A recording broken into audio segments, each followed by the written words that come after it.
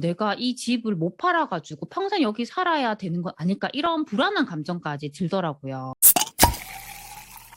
안녕하세요. 세비티입니다. 오늘 저는 내 집 마련을 하고 후회하는 이유에 대해 말씀을 드리려고 합니다. 저도 그런 적이 있기 때문에 제 경험을 바탕으로 말씀을 드리려고 하거든요. 제가 첫 집을 사고 나서 정말 후회를 많이 했었거든요. 그렇게 했던 가장 큰 이유는 제가 입지를 보지 않고 저희 친정 부모님 집과 가깝다는 이유로 그 집을 선택을 했었거든요. 그렇게 처음에 첫 집을 살 때 입지를 따지지도 않고 이런 식으로 접근하다 보니까 제가 되게 후회를 많이 했습니다. 근데 저 같은 분들도 되게 많을 것 같더라고요. 그래서 오늘 입지에 대한 이야기도 하고 내 집 마련할 때 저희가 어떤 실수를 하는지 말씀을 드리려고 합니다. 우선 제가 첫 집으로 마련했던 곳은 좀 외곽에 있는 곳이었어요. 그런데 저는 일단 그 집을 선택을 할 때 정말 제 주관적인 감정이 많이 들어갔었거든요. 그 집 같은 경우에는 초중학교가 거의 촌푸마처럼 그 작은 길 하나만 건너면 바로 학교가 있었어요. 그래서 저는 '아 여기는 촌푸마로 볼 수 있겠다.' 이렇게 생각을 했고, 이제 세대수 같은 경우는 500세대 정도가 됐거든요. 그리고 아파트가 몰려 있는 곳이 아니라 아파트가 한 단지씩 이렇게 쪼끔씩 있는 곳이었어요. 저는 오히려 '이런 곳이 조용하고 더 좋다.' 이렇게 또 생각을 한 거예요. 그리고 상권 같은 경우에는 그 아파트 단지에 있는 상가가 한 10개 정도밖에 안 됐거든요. 상권이 되게 약했는데 저는 그걸 또 어떻게 생각을 했냐면 '아 여기는 상가가 적으니까 내가 돈을 더 적게 쓸 수 있겠다.' 이렇게 생각을 한 거예요. 어떻게든 저는 여기가 내 집이니까 그걸 저의 시선으로 좋게만 좀 보려고 했던 것 같습니다. 그리고 그 아파트 바로 옆에는 산책로가 있었거든요. 그래서 아이를 유모차에 태워서 산책을 많이 다녔어요. 그런 점들이 좋았습니다. 그리고 아파트에서 걸어서 한 10분 정도의 지하철역이 있었거든요. 그래서 저는 '아 여기가 집에서 걸어서 10분 거리 여기 있으니까 교통적인 면에서도 되게 좋구나.' 이렇게 생각을 했습니다. 그런데 제가 그 집에서 거의 7 년을 살았는데 시간이 지나면 지날수록 이 아파트의 가격이 떨어지더라고요. '왜 여기는 내가 살긴 참 좋은데 가격이 떨어질까?' 이렇게 생각을 했어요. 그리고 어느 순간부터 제가 사는 곳을 좀 더 객관적인 시선으로 바라보기 시작했거든요. 예전에는 그 주관적인 감정으로 봤던 그 입지적인 요소를 하나하나 좀 더 객관적인 시선으로 바라보기 시작했습니다. 우리가 이렇게 아파트를 볼 때 조심해야 하는 것은 내가 살고 싶은 곳이 아니라 남들도 정말 살고 싶은 곳이어야 하거든요. 그게 정말 중요한데 정말 저처럼 '내가 살기 좋다. 내가 살기 편하다.' 이런 이유로 그냥 주관적으로 이렇게 아파트를 보고 선택하시는 분들이 많더라고요. 저는 그렇게 하면 정말 후회를 하는 경우가 정말 많은 것 같습니다. 제가 이렇게 객관적으로 제가 살던 그 첫 아파트의 입지를 바라봤더니 정말 단점들이 많았습니다. 우선은 아파트의 그 세대 수가 1,000세대가 안 됐잖아요. 이렇게 작다 보니까 커뮤니티 시설이 되게 약했거든요. 제 친구가 살던 아파트 같은 경우는 2,000세대가 넘다 보니까 이 커뮤니티 시설이 너무 좋은 거예요.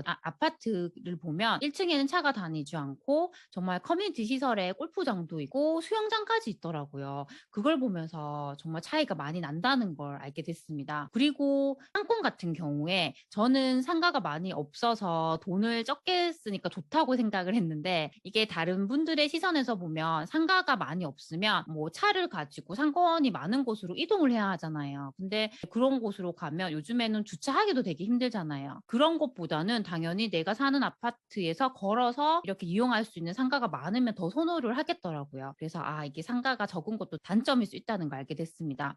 그리고 학원가 같은 경우에도 그 아파트 단지에 있는 학원가가 3개 정도가 있었어요. 저는 아이가 어릴 때 그 단지에 있는 뭐 태권도라든지 피아노 학원을 이렇게 보냈었거든요. 그런데 학원이 몇 개 없다 보니까 제가 선택할 수 있는 그 선택지가 없잖아요. 그런데 만약에 학원가가 이렇게 많은 곳에 살게 되면 태권도 하나만 하더라도 정말 여러 개의 태권도 학원이 있기 때문에 내가 그 안에서 이렇게 비교할 수가 있잖아요. 그런 면에서도 '아 여기 학원가가 없다는 게 되게 아쉬운 거구나.' 그걸 알게 됐습니다. 그리고 아까 제가 말씀드린 지하철역에서 가깝다는 부분은 이게 서울 수도권과 지방에서는 다르게 보셔야 되거든요. 저는 이렇게 지방에 지방에 살다 보니까 지하철이 큰 의미가 없거든요. 지방 같은 경우는 거의 일자리가 한 곳에 모인 게 아니라 흩어져 있는 경우가 많아요. 그리고 그 일자리로 이제 이동을 할 때 지하철로 이동할 수 없는 것도 많기 때문에 거의 대부분이 이제 차로 이동을 많이 하거든요. 이 자차로 이동을 했을 때 거의 1시간이 안 걸리는 곳들이 대부분이에요. 그렇다 보니까 서울 수도권에 비해서 이 지하철이 주는 그 의미가 약하거든요. 근데 저는 그걸 몰랐기 때문에 단순히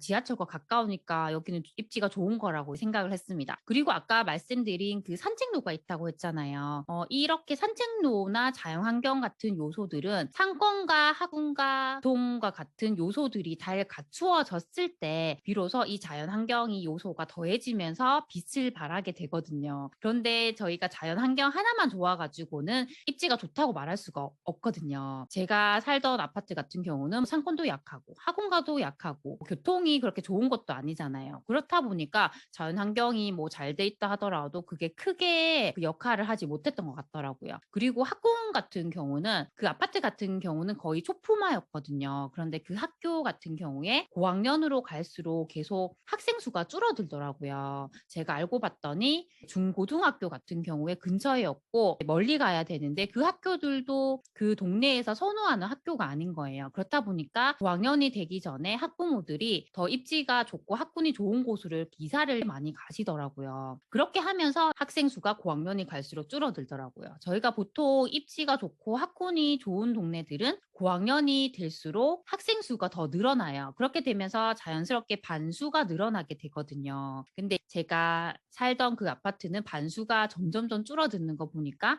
여기는 이제 학부모님들이 자녀가 어릴 때는 가격이 저렴하니까 들어오지만 점점 아이가 커갈수록 고민을 많이 하고 이사를 많이 가는구나. 그걸 알게 됐습니다. 그렇게 제가 객관적으로 제 아파트를 바라보니까 저는 빨리 이곳을 팔고 이사를 가야겠다 이렇게 생각을 했거든요. 그런데 수요가 떨어지는 곳이다 보니까 제가 집을 이렇게 내놓아도 팔리지가 않는 거예요. 그래서 정말 이 집을 팔기까지 정말 많은 시간이 걸렸고 제가 팔 때도 제가 생각했던 가격보다 훨씬 더 저렴한 가격으로 팔아야 했거든요. 그런데 지금 이렇게 되돌아보면 제가 그렇게 그 집을 판 것에 대해서 절대 후회하진 않거든요.